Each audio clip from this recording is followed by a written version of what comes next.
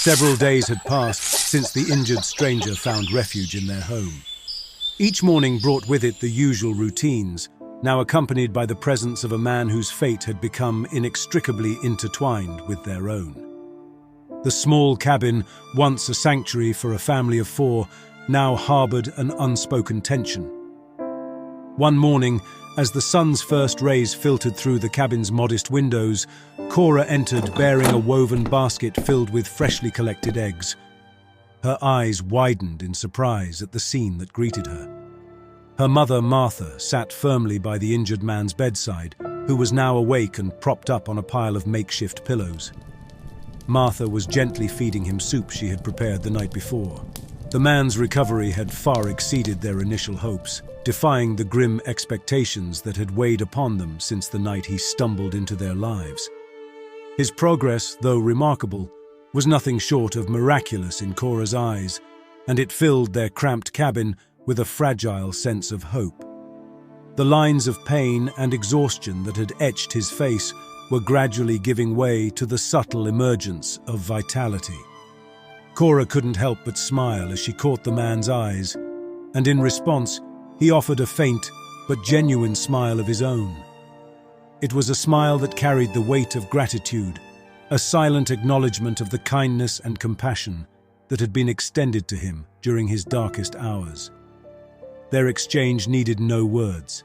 It was a fleeting moment of connection, a testament to the unspoken bond that had formed between them in the intimate confines of the cabin.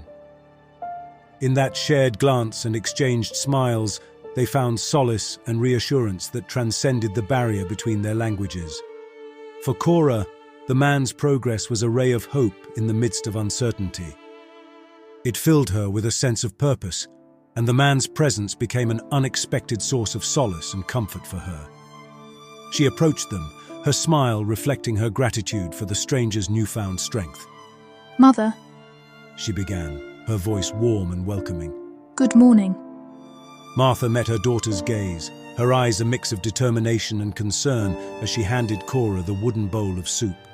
She rose from her seat to attend to her own tasks, stopping briefly at Cora's side, her eyes lingering on the cabin's door as if expecting an unwelcome visitor. Martha replied, her tone resolute. "He is well enough now, so I think it best that he takes his leave." The joy that had momentarily lit up Cora's face swiftly dissipated as her mother's words hung heavy in the air.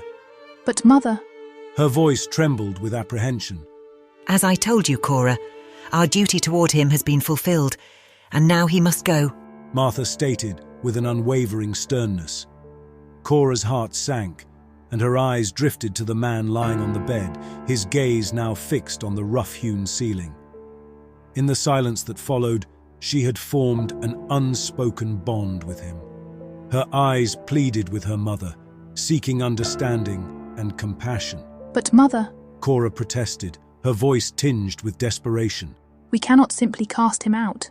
"That's enough, child. My mind is made," Martha replied, her voice carrying the weight of finality. Cora's pleas fell upon deaf ears. However, as her mother left the cabin, her young brothers obediently trailing behind her. Left alone with the injured man, Cora looked upon him with a mixture of sadness and compassion. She offered him a reassuring smile, her actions communicating what words could not. Later that day, as the sun cast long shadows across the cabin and the surrounding fields, the scene unfolded beside the dusty dirt path that led away from their home. Cora stood alongside the man, a small satchel filled with provisions clutched in her hands. Her mother, Martha, and the twins observed from a distance, their expressions a blend of sternness and reluctant acceptance. Despite the linguistic chasm that separated them, the connection between Cora and the stranger had deepened over the days and nights they had shared within the confines of the small cabin. It was a silent offering, a gesture of goodwill and understanding for the journey that lay ahead. She extended the satchel toward him, her eyes reflecting a well of emotions that defied description, a blend of empathy, compassion, and a quiet acknowledgement of their bond. With a grace that belied his injuries, The man accepted the satchel with a gentle nod, his eyes mirroring Cora's complex sentiments. In that exchange, gratitude flowed between them like an unspoken promise, a recognition of the profound impact their brief time together had made on both their lives. And with a voice that carried the cadence of his native tongue, the injured man spoke to her with gratitude in his tone. He accepted the woven satchel, his fingers grazing its coarse fabric. With a final, meaningful look into Cora's eyes, he cast a final smile, then shifted his gaze toward the direction of her family. A silent farewell to those who had extended a helping hand in a time of need. In their small but resilient homestead, he had found sanctuary and refuge, and in their hearts he had found unexpected allies in the face of adversity. With a final nod of acknowledgement to her family, he turned away, his steps guided by a limping gait that bespoke the trials he had endured. As he faded into the shadows of the forest, the dense woods swallowed him whole. Cora watched his silhouette recede into the shadows, a sense of melancholy settling within her heart.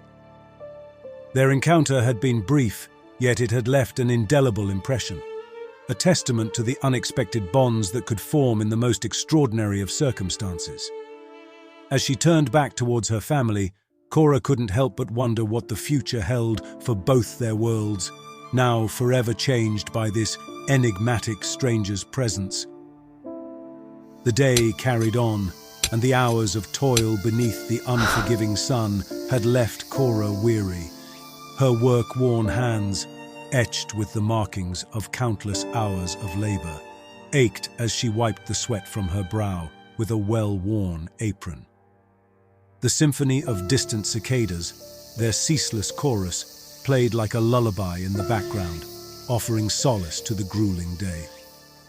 As the sun descended, elongating shadows across the land, Cora found herself pausing for a moment of respite. Her surroundings basked in the tranquil embrace of a late summer afternoon.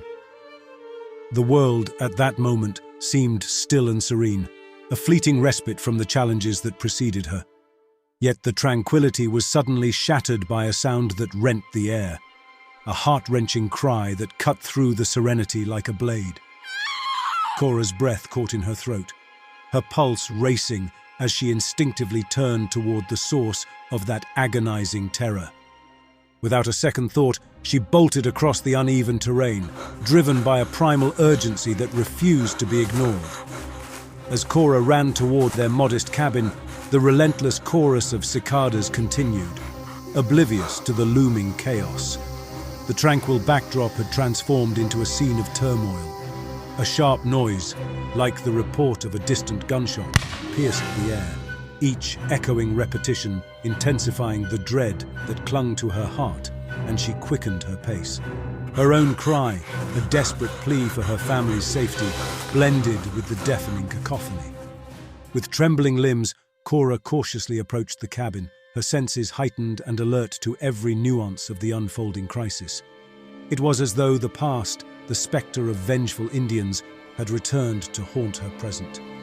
The very structure of the cabin seemed to groan under the weight of the violence within. Strange rustlings, heavy thumps, and the sickening crash of objects being thrown to the floor. Yet amidst this cacophony of terror, one sound stood out, an eerie, guttural noise, foreign and unnatural. Summoning every ounce of courage, Cora inched closer to the cabin, her breaths shallow and uneven, her heart thundering in her chest like a war drum.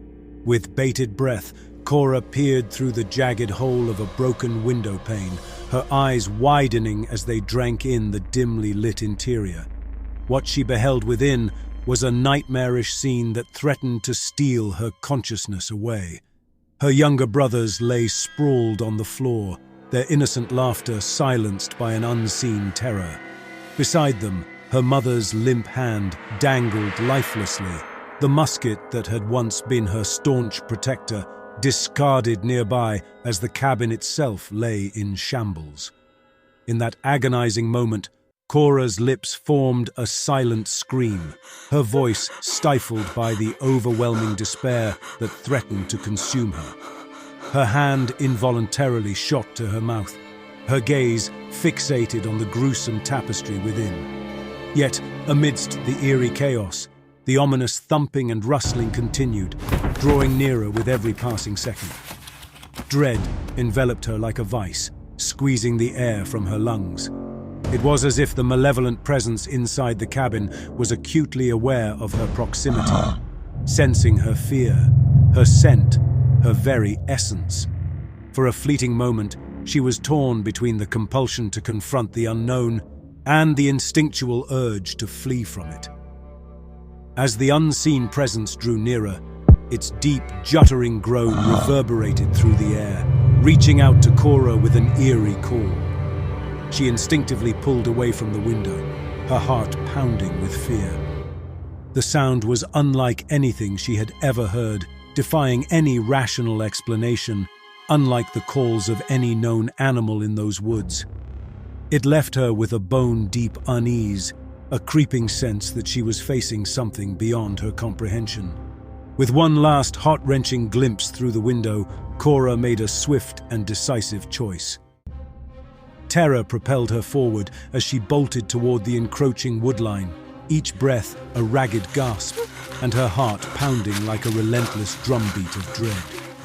The nature of the malevolent force that had descended upon her family remained a haunting enigma. But in that harrowing moment, her sole imperative was survival. As she plunged into the woods, the dense underbrush clawed at her skirts, the shadows concealing her form as she fled. Her mind raced with the horrors she had glimpsed through that window. Her beloved family, sprawled and vulnerable, at the mercy of an inscrutable menace. Every step she took away from the cabin was a step further from the nightmarish scene that had swallowed her loved ones whole. And yet, Cora couldn't shake the lurking sensation that the malevolent force, whatever it may be, pursued her with an insatiable hunger for her as well. Cora's panicked flight through the forest seemed endless, her heart pounding with every stride, the memory of the menacing force that had invaded her home haunting her every thought. It was as if the very shadows pursued her, urging her deeper into the labyrinthine woods. But abruptly, her frenetic escape was halted by a strong grip on her arm, fingers digging into her flesh with an almost painful urgency. Before her screams could escape, her mouth was smothered, her terrified cries silenced. She struggled against her unseen captor, only to realize it was the injured man from the cabin, his eyes filled with equal measures of terror and desperation. In the hushed stillness of the forest, he whispered words in his language to Cora. His voice held a soothing cadence, and his touch, though firm, conveyed a message of reassurance. With careful deliberation, he withdrew his hand from her mouth and replaced it with a slender finger pressed to his lips, a quiet plea for silence. Cora's eyes darted between his face and the unseen threat lurking behind her, her senses attuned to every rustle and murmur of the forest. The man's eyes, filled with a shared fear, finally shifted past her, his lips parting to utter the same word she had heard him repeat before, a word that remained inscrutable to her. It was evident that, like Cora, he had been fleeing for his life. The bandage she had applied to his leg was stained crimson, evidence of a wound that had reopened during his escape. The forest around them was imbued with a palpable tension, as if it too held its breath, waiting for the impending danger to reveal itself once more. In the midst of their frantic flight through the dark forest, Cora's emotions swirled like a tempest. The sudden appearance of the injured man had brought a surge of relief, like a lifeline thrown to a drowning soul. No longer alone in her harrowing ordeal, she turned to him for guidance, her eyes searching his face for a sense of direction. With a shared understanding of their perilous situation, the man scanned their surroundings, his movements guided by a quiet urgency. In hushed tones, they ventured deeper into the forest, their senses on high alert. Every rustle of leaves and every distant sound sent shivers down their spines, a cruel reminder of the unseen danger lurking behind. Their desperate search for safety eventually led them to a small hidden cave nestled in the heart of the woods. It was a sanctuary, a fragile haven of respite amidst the encroaching darkness. The man took a protective stance by the cave's entrance, his eyes vigilant, praying that the malevolent force hadn't followed them. Inside the dimly lit cave, Cora huddled herself into a corner, her trembling hands covering her face as she succumbed to the weight of her emotions. The sobs racked her body, the sound muffled by her own efforts to stifle them. It was a moment of catharsis, the release of fear, despair, and anguish that had been pent up within her. As the tears flowed freely, Cora's mind began to process the series of nightmarish events that had unfolded. She was now at the mercy of her own emotions, wrestling with the profound sense of loss, terror, and uncertainty that had swept over her life like a relentless storm. As the minutes dragged on, the oppressive threat of the unseen creature seemed to wane. The man, his grip loosening on the cave's entrance, carefully retreated, taking up a seat opposite Cora. The forest outside had surrendered to the inky cloak of night, and their haven in the cave became the sole sanctuary amidst the encompassing darkness. Cora's heart, still heavy with the raw pain of losing her family, found a fragile refuge in the presence of the man. It was an inexplicable comfort, his familiar face serving as a beacon in the shadows. She dared to raise her eyes to meet his, finding within them a wellspring of empathy, laced with a profound sense of pity for her grievous loss. In that moment, words became superfluous, for his eyes spoke a language of their own. Though she couldn't decipher his spoken words, the intention behind them resonated deeply with Cora. It was as if he, too, carried the weight of her sorrow, and his utterances conveyed solace in a form beyond comprehension.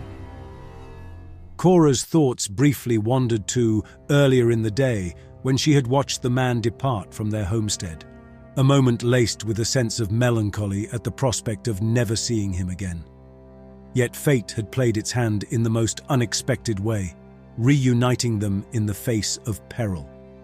The swiftness of their reunion filled her with gratitude, a glimmer of hope amid the darkness that shrouded their lives. Remaining in her corner, Cora wrestled with her emotions, trying to summon the strength to stave off her tears. Exhaustion tugged at her, threatening to pull her into its embrace. Unbeknownst to her, weariness eventually overcame her resolve, and she succumbed to the overpowering fatigue that had dogged her every step since the onset of their ordeal. In the silent cave, amidst the veil of night, Cora slipped into slumber, her breathing growing steady as she found a momentary respite from the anguish that plagued her. By her side, the man, once a wounded stranger, now a steadfast companion, remained vigilant, his presence a silent promise to watch over her, ensuring that she, too, could find solace in her sleep. Amidst the suffocating darkness of the cave, Cora's eyes shot open, jolted awake by the cacophony of musket fire reverberating through the forest. Panic gripped her once more, her heart pounding as she struggled to reorient herself in the dimly lit chamber. Fearing the return of peril, she instinctively pressed herself against the cave wall, her eyes darting around the confined space in search of answers. Beside her, the native man knelt at the cave's entrance, his gaze flickering between her and the turmoil outside. Worry etched across his features. He spoke in his native tongue, his gestures imploring her to focus her attention beyond the cave's threshold. The distant musket fire intensified, and the clamor of men's voices filled the air, shouting and clashing in discordant symphony. Cora and her companion remained huddled inside their rocky sanctuary, trapped between the battle lines of British redcoats and French troops. Uncertainty gnawed at their hearts as they exchanged apprehensive glances, unsure whether to stay hidden or to brave the tempest outside. Within the chaotic tempest of war, the rhythmic cadence of officers' orders mingled with the volatile cacophony of musket fire and drifting smoke. Cora grappled with the weight of their dilemma, her gaze darting between the man beside her and the tumultuous world beyond. It became clear to her that he favored the notion of seizing the moment to escape, his foreign words imploring her to follow him. His hand reached out, a silent offer to guide her to safety. Desperation clawed at Cora's heart as she stretched out her trembling hand, grasping at the fabric of his sleeve instead. No, please. Her voice quivered with fear, and her eyes bore into his, pleading for him to reconsider. Her fingers clutched at him as if to anchor him in place, a stark contrast to the maelstrom of chaos outside. But his resolve remained unshaken, an unwavering determination etched on his face. He met her gaze, his eyes unwavering, and just as a stray bullet whizzed past, its malevolent whisper a chilling reminder of the danger they faced, Cora gasped in horror. The man's close call only fueled her dread. Still, undeterred by the perilous surroundings, the man extended his hand once more, a lifeline in the tumultuous sea of battle. Cora hesitated, the magnitude of their choice pressing heavily upon her. She met his gaze, a silent plea for reassurance. She finally relented, slipping her trembling hand into his, their fingers interlocking like two souls seeking refuge in one another. As they inched toward the precipice of escape, the forest erupted once more, but this time it was not the unseen dangers of the wilderness that they faced. British redcoats, their bright scarlet uniforms clashing with the earthy tones of the forest, raised their muskets, encircling the pair, their voices a cacophonous chorus of authority in the heat of battle. The native man, determined to shield Cora from harm, moved to place himself between her and the soldiers, her frantic shouts urging the redcoats to recognize their innocence. In a maelstrom of confusion, her voice rose in desperate appeal, struggling to convey their unarmed state amidst the chaos of warfare. Yet, the hardened soldiers, locked in the throes of battle, saw only adversaries, their muskets unwavering and their orders clear. Cora clung to the native man, her grip on his arm the only semblance of stability in the chaos that surrounded them. The stench of gunpowder and sweat hung heavy in the air as British troops led them away from the heart of the battle. At the rear of the British line, a confident officer sat regally atop his horse, his eyes scanning the tumultuous scene before him. With authority, he issued orders to his subordinates, orchestrating the battle like a conductor guiding an orchestra. Amidst the frenzy, soldiers scurried back and forth, carrying supplies for their comrades and those who had captured Cora and her native companion. They were directed towards a nearby tree where iron shackles awaited them, chaining them to the rough bark. Cora's gaze swept over the wooded landscape, her heart heavy with the grim tableau of bodies strewn across the ground. Many of them were French, their blue uniforms stained with blood. The acrid smoke, a noxious haze that seemed to choke the very life from the air, threatened to overwhelm her. She drew herself closer to the native man, finding strength in his determined apprehension. As the battle raged on, the distant sounds of musket fire and cannon blasts echoing through the woods, Cora and her companion sat together in anxious silence. More prisoners were brought to other trees nearby, each secured with chains that seemed to symbolize their helplessness. Cora stole a glance at the native man, finding solace in the reassuring smile he offered amid the chaos. Their momentary respite was shattered when two British soldiers approached, the clinking of keys signaling their intent to release Cora from her shackles. They escorted her away from the tree, her trembling form now gripped by fear as they guided her towards the confident officer who had watched the battle unfold with an almost detached composure. Cora's heart raced as she was brought before the officer, who greeted her with an unnervingly warm smile. The contrast between the brutality of the battlefield and the officer's pleasant demeanor left her somewhat confounded. My deepest apologies, madam. The British officer spoke with an air of dignified regret. Under normal circumstances, my men are expected to comport themselves with the utmost respect.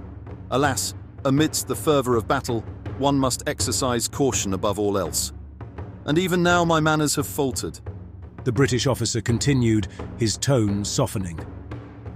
Allow me to properly introduce myself. I am Colonel Alexander Wycliffe. As her own introduction was made, the officer's inquisitive gaze bore into her, demanding an explanation of how she came to be on this chaotic battlefield with a native companion. She hesitated, struggling to concoct a narrative that would shield her from further scrutiny. Her mother's words echoed in her mind, providing a timely inspiration. She began to weave a tale of peril, attributing her presence here to a bear, the fearsome creature stalking her for what felt like an eternity. She went on to describe how the native man had saved her life, their flight into hiding resulting in their unexpected presence amidst the raging battle. The officer, a portrait of contemplation, weighed her words carefully before reluctantly accepting her story. Well, you are safe now, he reassured her. Under my care, Lady Cora, you have my word that no harm shall befall you. Gratitude washed over Cora, and she expressed her thanks to Colonel Wycliffe, a sense of relief finally descending upon her. His nod of acknowledgement served as a silent contract of protection. My men will see to it that you are well fed and find proper lodging for the night. The colonel continued. Tomorrow we will make our way back to Fort Duquesne. Cora's concern, however, remained with her friend, still shackled to the tree. She implored the colonel. But what of my friend, sir? Will you not release him as well? I assure you, he is innocent. The colonel's tone turned stern as he responded, While I remain true to my word regarding your safety, I cannot extend the same assurance to your friend. Regardless of his perceived innocence, he is still a savage. My scouts do not recognize him, and therefore I can only deduce he is allied with the French. He will remain with the other prisoners. Cora's pleas fell on deaf ears as the colonel interjected, ending what remained of their cordial conversation with a firm order to have her escorted away. Desperation clawed its way into Cora's heart, and her eyes locked onto her surroundings with a final, desperate glance. The air was thick with foreboding. Among those gathered around her, the very scouts the colonel had mentioned earlier had silently congregated, their attention now fixated upon her friend still chained to the tree. Their collective eyes bore a shared expression of dread, as if some ominous truth had just revealed itself to them. The tension was palpable, a silent chorus of alarm conveyed through their body language. The way they retreated, their movements synchronized in eerie harmony, screamed a wordless warning to Cora, a chilling caution that left her breathless. They knew something. As she turned to gaze at her friend one last time, his eyes met her own. But as she looked at him, his eyes suddenly transformed. A soft, eerie orange glow emanated from them, rendering them the only feature she could discern in the dim light.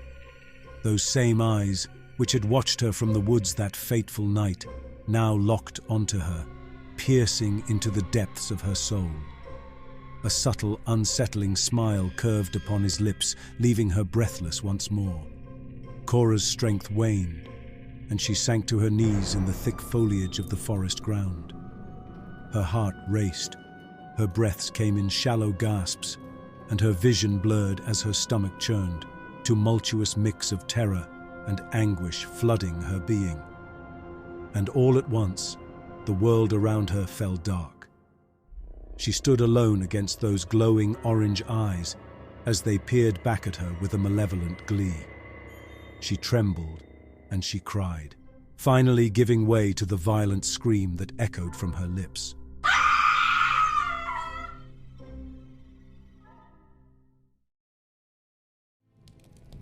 Well, I don't know about you, but I certainly found myself on the edge of my seat for that one. Poor girl, that Cora. talk about ending a friendship on a sour note. But if you enjoyed this tale as part of our October Halloween special, be sure to join me next time as we explore the Revolutionary War from a different perspective. One which so happens to include Redcoat Zombies, Part 1 of New World's premieres on October 23rd. Until then, do please remember to like and subscribe this video, and of course, stay curious, my friend.